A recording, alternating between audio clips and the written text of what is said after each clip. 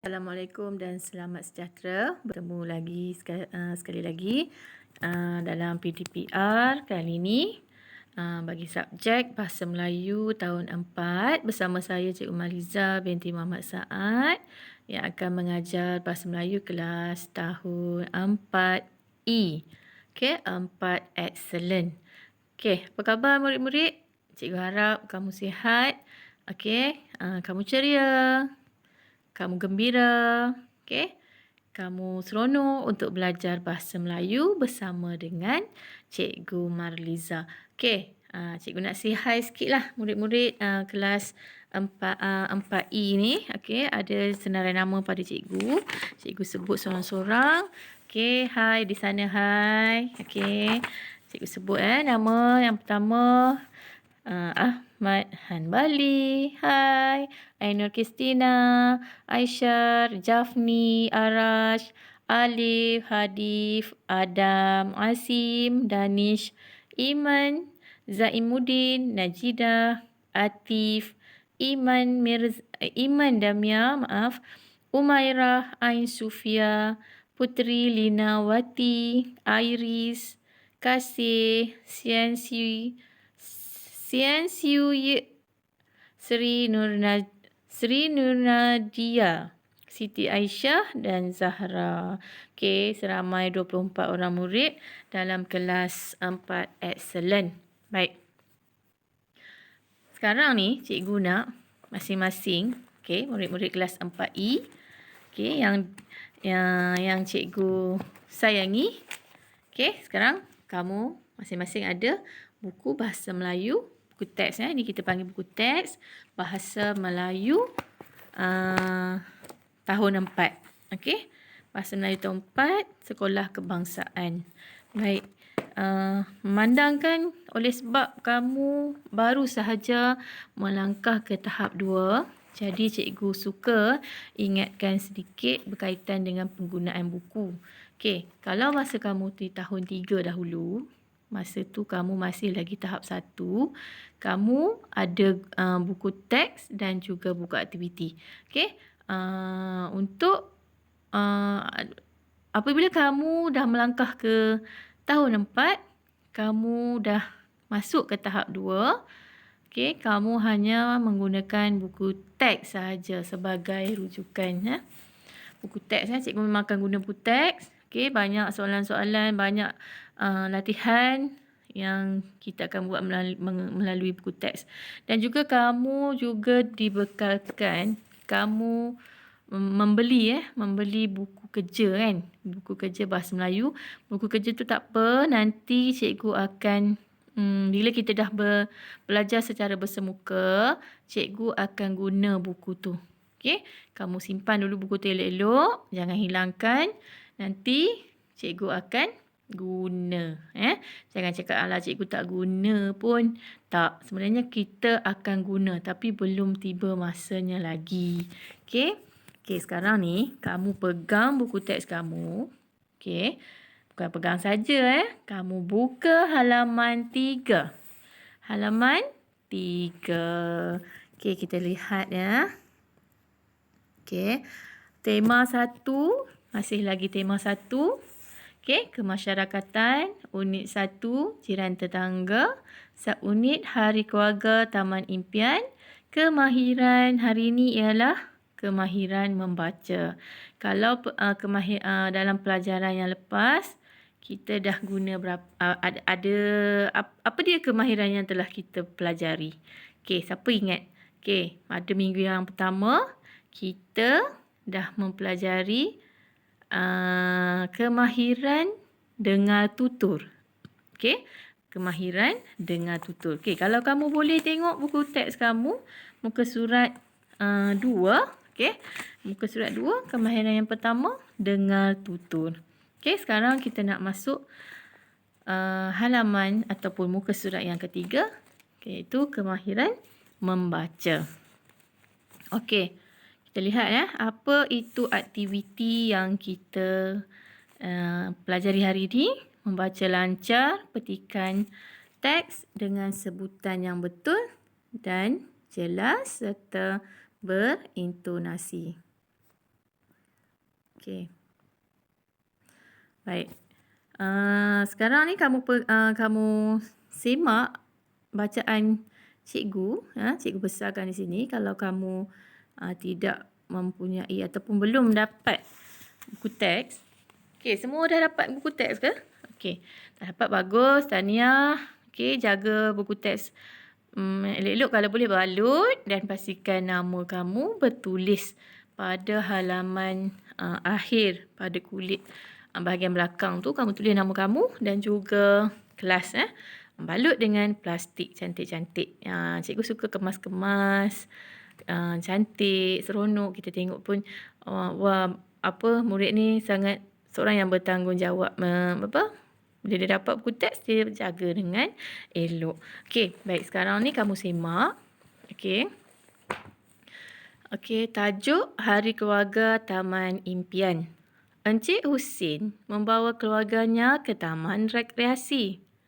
Di taman tersebut, berlangsungnya sambutan Hari Keluarga Taman Impian. Wah, ramainya jiran kita yang hadir. Mesti seronok apabila kita menyertai acara seperti ini, kata Hadif. Betul, Hadif. Sambutan Hari Keluarga ini memang menyeronokkan. Selain itu, sambutan ini dapat mengeratkan hubungan sesama jiran. Semangat kemasyarakatan juga dapat dipupuk dalam kalangan masyarakat, kata Encik Husin kepada anggota keluarganya. Ibu, mengapakah kita perlu hadir ke majlis seperti ini? Tanya Aina. Aina, Hadif dan Hajar, kita perlu hadir ke majlis seperti ini supaya dapat mengenali jiran kita. Apabila kita saling mengenali, semangat perpaduan akan dapat dipupuk. Seterusnya, kita dapat hidup dengan aman dan makmur.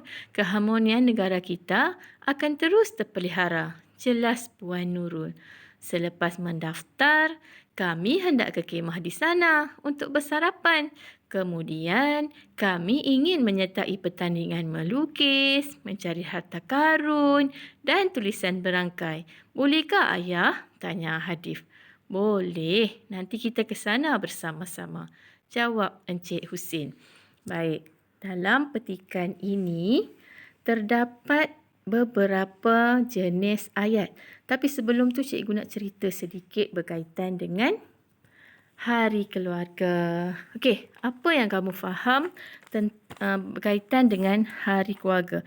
Apa maksud Hari Keluarga? Boleh tak kamu nyatakan pada cikgu apa maksud Hari Keluarga? Hari Keluarga tu apa? Apa Hari Keluarga? Siapa yang buat Hari Keluarga ni? Siapa yang anjur Hari Keluarga ni? Okey, apa dia maksud Hari Keluarga? Iaitu aktiviti kekeluargaan yang dilakukan bersama-sama. Okey, sama ada bersama keluarga kita sendiri. Keluarga kita siapa? Ibu, ayah, adik, kakak, abang, datuk, nenek, mak, cik, pak, cik, ibu saudara, bapa saudara, itu kita, sepupu. Itu kita panggil keluarga kita lah, keluarga yang dekat dengan kita. Okey, selain keluarga, hari keluarga ni juga boleh dianjurkan bersama jiran setaman. Okey, jiran, contoh kita duduk di taman, contoh kamu tinggal di Proton City, okey, komuniti di Proton City tu menganjurkan sambutan hari keluarga. Okey, kamu pun menyertainya. Okey, itulah kita panggil jiran setaman. Okey, selain jiran setaman, bersama rakan sekerja. Okey, contoh kamu pernah hadir hari keluarga di tempat kerja ibu atau ayah kamu. Kan? Kamu pernah sertai. Okey, itu pun kita panggil hari keluarga. Okey, kenapa hari keluarga ini dianjurkan? Kenapa hari keluarga ini kita sertai? Kenapa? Mesti ada tujuan. Okey, setiap apa yang kita lakukan tu bertujuan. Okey, aktiviti hari keluarga ni dapat mengeratkan hubungan, okey, mengeratkan hubungan, okey, antara jiran dan masyarakat, antara kita dengan jiran, antara kita dengan masyarakat. Okey, dalam aktiviti hari keluarga ni juga pelbagai aktiviti diadakan. Okey, aktiviti yang menyeronokkan lah. Okey, Contohnya ada sukaneka. Ada kalau contoh kamu buat hari keluarga tu di kawasan pantai, adalah aktiviti berkayak, bermain bola tanpa bola sepak pantai. Tu semua aktiviti-aktiviti yang dirancang yang bersesuaian dengan tempat dan keadaan. Okey. Baik, sekarang ni selain cikgu dah jelaskan berkaitan dengan hari keluarga, hari keluarga ini dianjurkan di mana? Di taman rekreasi. Mereka menyertai sambutan hari keluarga di taman rekreasi. Di mana? Taman Impian. Taman Impian tu nama tempat keluarga Hadif ni tinggal. Bersama dengan jiran-jirannya yang lain. Kita lihat lagi. Cikgu cerita dulu keseluruhan teks ni. Apa dia isi dalam teks ni. Sambutan hari keluarga sangat menyeronokkan. Ada tak kamu pergi hari keluarga tapi kamu sedih je? Kamu menangis je? Kalau baby lah kan. Tapi kalau kamu dah tahun 4, umur dah 10 tahun, jadi kamu dah ada perasaan tu. Kamu boleh kawal perasaan tu kan. Kamu takkan kamu nak masih lagi nak menangis kan. Nak suruh join, nak suruh sertai pertandingan sukaneka pun kamu menangis. Kamu dah semakin orang kata dah umur kamu dah bertambah. 10 tahun lepas kamu 9 tahun, tahun ni kamu 10 tahun. Jadi fikiran kamu pun sudah bertambah. Baik, kita tengok perenggan yang perenggan yang ni perenggan 1, 2, 3, 4, 5, 6, 7. Tak apa. Kita tengok dulu satu-satu. Perenggan yang terakhir. Kita tengok perenggan terakhir. Di situ banyak aktiviti kan. Apa aktiviti yang mereka ingin lakukan? Kita tengok. Selepas mendaftar, kami hendak ke kemah di sana untuk bersarapan. Yang pertama tu selepas mendaftar kan. Selepas mendaftar. Ni ada ni. Sekejap cikgu terlalu besar. Ni satu kan. Satu. Mendaftar. Mereka ke kemah untuk bersarapan. Itu aktiviti kedua. Kemudian kami ingin menyertai pertandingan melukis. Selepas melukis, mencari harta karun dan tulisan berangkai. Ada berapa aktiviti yang mereka lakukan? 1, 2, 3, 4, 5. Ada 5. Tapi betul ke 5 tu? Nanti kita tengok sama-sama. Apa dia aktiviti kamu? Kita tengok sini. Mengenal pasti jenis ayat yang terdapat dalam teks petikan. Ini aktiviti yang kedua. Sekejap cikgu tengok ya. Kita tengok sini. Aktiviti yang kedua tu mengenal pasti jenis ayat. Kalau kamu masih ingat masa pelajaran yang lepas, masa kamu tahun 3, ada berapa jenis ayat yang telah kamu pelajari ataupun kamu kenal pasti. Cikgu dah peroleh ada 3 ayat dalam petikan teks ni. Kita tengok perenggan yang pertama. Perenggan yang pertama, Encik Husin. Encik Husin membawa keluarganya ke taman rekreasi. Encik Husin membawa keluarganya ke taman rekreasi. Ni. Itu ayat apa? Siapa tahu? Siapa boleh bagi tahu cikgu? Itu ayat apa? Macam mana kamu nak kenal pasti? Itu ayat cikgu beritahu ini ialah ayat penyata. Macam mana kamu nak kenal pasti ayat penyata? Ayat penyata biasanya kebiasaannya ayat ini ialah ayat keterangan. Okey? Ayat penyataan. Okey? Ayat yang kita dah maklum tentang perkara tersebut. Okey? Contoh, saya lapar. Saya sedih. Itu ayat penyata. Apa saja ayat yang kamu nyatakan secara lisan. Okey, bagaimana bentuk penulisan ayat penyata? Okey, ayat penyata kita tengok Ayat penyata, Encik Husin membawa keluarganya ke taman rekreasi. Okey, selepas akhir ayat tersebut ada tanda notah. Okey, kalau kamu tak jelas dekat paparan cikgu, kamu boleh rujuk buku teks kamu. Okey, perengah atas sekali.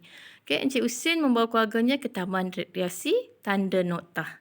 Siapa yang bawa? Encik Husin. Bawa siapa? Keluarganya. Ke mana? Ke taman rekreasi.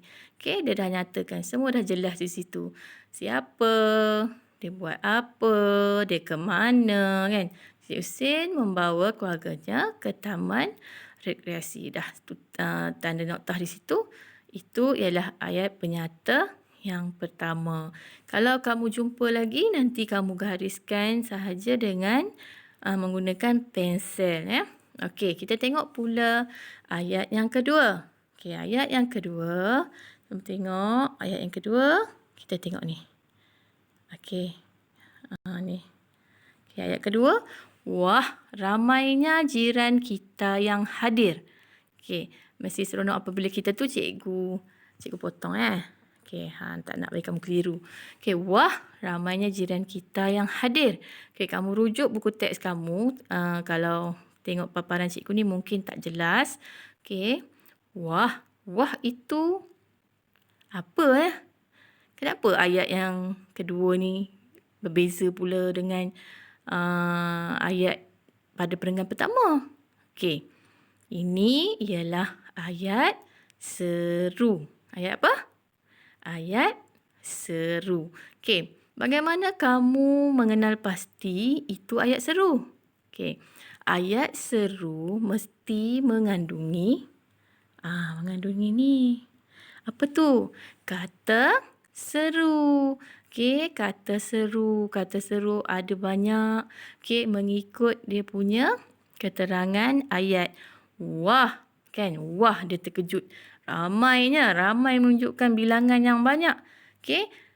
Wah, itu ialah kata seru. Ada lagi kata seru yang lain contohnya. Oh, Okey. Amboi. Itu semua kata seru. Nanti cikgu akan jelaskan lagi. Okey. Berkaitan dengan kata seru. Okey. Dalam topik sistem bahasa nanti. Ataupun tata bahasa. Okey. Sekarang ni kamu lihat pula ayat ni. Okey. Ayat seru ni. Ni ayat seru. Okey. Ayat seru. Dia mengandungi. Okey. Ayat seru dia mengandungi kata seru. Kan? Kata seru. Dan juga tanda seru. Tanda seru. Okey. Tanda seru tu macam mana bentuknya? Apa pula lah kata seru, tanda seru ni? Kan?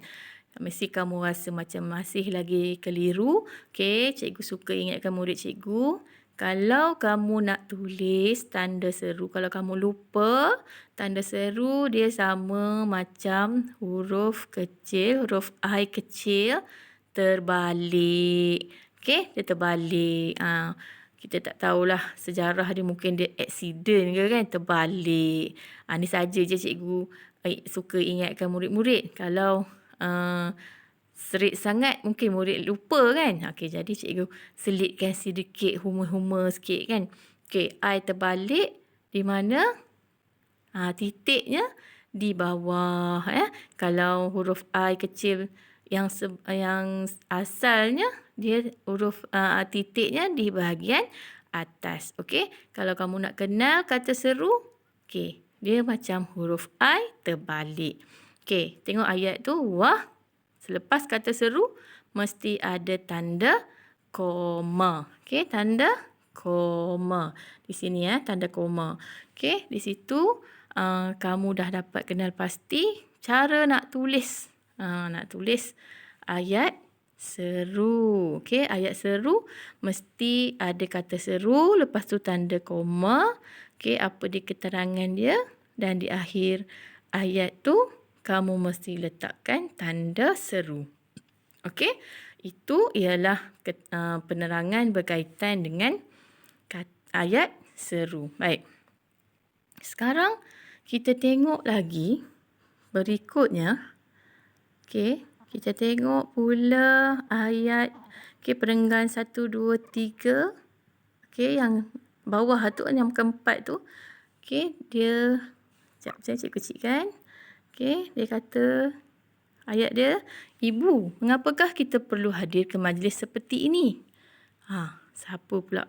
Ini ayat apalah pula ni kan? Ayat apa ni? Ayat apa? Sekejap cikgu ni sekejap. Ayat apa? Ini ialah ayat tanya. Okey, ayat tanya. Macam mana kita nak tahu tu ayat tanya? Tadi kalau kata ayat seru tadi dia ada kata seru dan tanda seru. Ayat tanya pun sama, tapi bukanlah kata seru dan tanda seru dalam ayat tanya ni. Dia mesti ada kata tanya dan ayat tanya. Okey. Okey, ayat tanyanya apa? Inilah. Mengapakah? Okey, mengapakah merupakan kata tanya. Kata tanya untuk membina ayat tanya. Okey, apa dia tanda yang mengatakan ini ialah ayat tanya? Okey, kita tengok cara penulisan dia. Di hujung ni ada tanda soal. Okey, tanda soal ataupun kata tanya. Okey, tanda soal, tanda soal ataupun tanda tanya. Okey, mengapa kita baca balik? Mengapakah kita perlu hadir ke majlis seperti ini? Mengapakah dia tanya? Kan dia tanya pada mak dia, kenapa kena datang? Kalau tak datang tak boleh ke? Okey, ini merupakan ayat tanya. Okey, kalau sudah jelas, ada siapa yang tak jelas? Okey, masih lagi tak faham? Okey, boleh jumpa, bukan boleh jumpa. Boleh PM cikgu. Boleh mesej cikgu. Okey, ada lagi tak ayat lain dalam tu? Okey, kita tengok perenggan yang kedua akhir tu. Bolehkah ayah? Okey, kita tengok Bolehkah ayah? Nanti cikgu terangkan lagi. Okey, cikgu akan terangkan bagi kamu faham. Bolehkah ayah? Tadi cikgu cakap kena ada tanda tanya, kata tanya kan. Kena ada kata tanya, ni tak ada kata tanya. Sebenarnya ayat tanya ni dia boleh berdiri dengan menggunakan kata tanya dan juga boleh berdiri, boleh dibina tanpa menggunakan kata tanya. Okey, nanti cikgu jelaskan. Okey, sekarang ni kamu fokus ayat tanya dengan kata tanya. Okey, seterusnya kita tengok apa dia aktiviti seterusnya. Sekejap Sekejap kecilkan.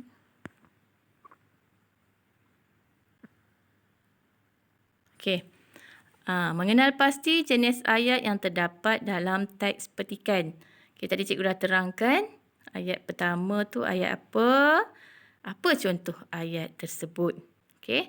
Seterusnya kamu buat ayat kedua. Apa jenis ayat tu? Dan apa contoh ayat itu?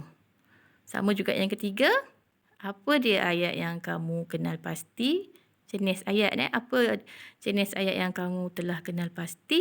Dan apa contoh yang telah kamu peroleh? Kamu tulis dalam bentuk macam ni. Dalam buku tulis kamu nanti, kamu tulis hari, tarikh, aktiviti dan jangan lupa tulis latihan muka surat 3. Okey. Kalau kamu nak tulis tajuk pun boleh. Okey, arahan dia mengenal pasti jenis ayat yang terdapat dalam teks petikan. Kamu buat ayat 1 apa contoh? Ayat 2 apa dia ayat? Apa jenis ayat dan contoh? Ayat 3 jenis ayat dan contoh. Okey, boleh faham? Okey. Okey, seterusnya aktiviti 2. Okey, yang ni kamu boleh merujuk buku teks kamu semula halaman 3 tu, melengkapkan peta alir berdasarkan aktiviti yang dilakukan oleh Hadif dan keluarganya. Okey, dilakukan oleh siapa? Oleh Hadif. Okey, dia tak nak tanya orang lain. Dia nak aktiviti yang dilakukan oleh Hadif. Okey, apa dia peta alir? Peta alir kamu boleh lihat buku teks kamu dan cikgu pun ada letak di dalam slide ni. Okey, carta alir ni ialah peta alir, Peta alir ialah apa dia aktiviti yang dilakukan tu mengikut urutan. Okey, contoh mula-mula dia buat apa, seterusnya dia buat apa, sampailah ke bahagian akhir apa yang dia buat. Okey, kamu nyatakan di situ satu per satu. Kamu buat kotak cantik-cantik guna pembaris. Okey, kalau salah kamu padam bersih-bersih. Okey, cikgu tak naklah comot sebab kalau kamu buat comot nanti kamu yang nak tengok latihan kamu kan. Kita nak apa yang kita persembahkan tu menarik. Kita rasa macam puas hati kan. Dah puas hati nak snap gambar hantar kat cikgu, barulah kamu rasa aku puas hati hari ni. Tulisan kemas kan. Buat kerja kemas. Macam tu. Kita berlatih hari demi hari. Okey, arahan tugasan tadi cikgu dah beritahu tapi cikgu ulang semula. Yang pertama, mengenal pasti 3 jenis ayat yang terdapat dalam petikan teks. Yang kedua, melengkapkan peta alir dengan mengikut urutan aktiviti yang dilakukan oleh Hadif dan keluarganya. Okey, seterusnya. Hingga kita berjumpa lagi dalam PDPR seterusnya. Selamat menyiapkan tugasan. Hantar tugasan menggunakan Google Drive. Okey, Google Drive ni cikgu dah post dalam grup kelas kamu. Cikgu dah post. Okey, kamu cuma klik link tu. Okey, link yang telah diberi tu kamu klik dan kamu isikan maklumat yang cikgu nak. Kamu snap gambar kamu. Bukan gambar kamu, maaf. Kamu snap hasil tugasan kamu dan kamu upload menggunakan link Google Drive yang telah cikgu berikan. Nanti cikgu dapat tugasan kamu tu dalam bentuk Google Drive lah. Cikgu simpan di Google Drive. Tak perlu lagi kamu snap satu-satu dan hantar pada cikgu post by WhatsApp tu, tak perlu. Kamu upload saja tugasan kamu ke dalam link yang telah cikgu sediakan. Okey. Kalau kamu masih tidak faham dengan pelajaran pada hari ini, kamu boleh PM cikgu.